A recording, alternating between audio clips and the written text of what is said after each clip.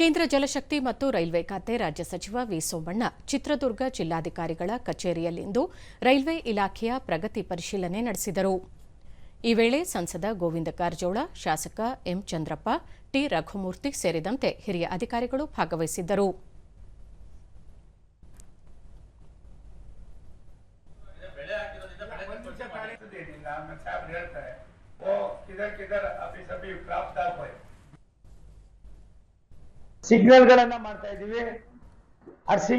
ಬಳಿಕ ಸಚಿವ ವಿ ಸೋಮಣ್ಣ 2143 ಕೋಟಿ ರೂಪಾಯಿ ವೆಚ್ಚದಲ್ಲಿ ನೂತನ ರೈಲ್ವೆ ಮಾರ್ಗಗಳ ನಿರ್ಮಾಣಕ್ಕೆ ಯೋಜನೆ ರೂಪಿಸಲಾಗಿದೆ.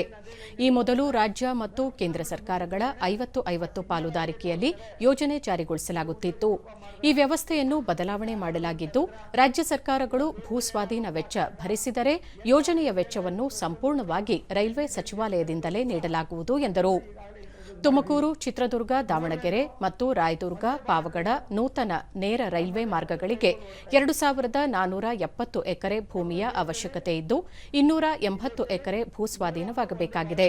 ಈಗಾಗಲೇ 1100 ಕೋಟಿ ರೂಪಾಯಿಗಳ ಅನುದಾನ ಒದಗಿಸಲಾಗಿದ್ದು 2027ರ ಜನವರಿ ವೇಳೆಗೆ ಪ್ರಧಾನಿ ನರೇಂದ್ರ ಮೋದಿಯವರು ಯೋಜನೆಗಳನ್ನು ಲೋಕಾರ್ಪಣೆಗೊಳಿಸಲಿದ್ದಾರೆ ಎಂದರು.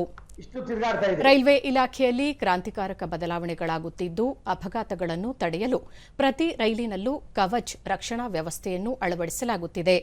ರೈಲ್ವೆ ಸಂಚಾರದ ವೇಗವನ್ನು ಗಂಟೆಗೆ ಗರಿಷ್ಠ 160 ಕಿಲೋಮೀಟರ್ಗೆ ಹೆಚ್ಚಿಸಲು ಪ್ರಯತ್ನಿಸಲಾಗುತ್ತಿದೆ ಎಂದು ತಿಳಿಸಿದರು. 135 ಹೋಗ್ತದೆ. ಇವೆಲ್ಲ ಒಂದು ರೀತಿ ನೀವು ಹೋಗ್ಬೇಕು. ಬಹುತೇಕ ಜಿಲ್ಲಾ ಕೇಂದ್ರಗಳಲ್ಲಿರ್ತಕ್ಕಂಥ ರೈಲ್ವೆ ಸ್ಟೇಷನ್, ಏರ್ಪೋರ್ಟ್ಗಳು ಯಾವ ರೀತಿ ಇದೆಯೋ ಆ ರೀತಿ ಆಗ್ತಾ ಇದೆ.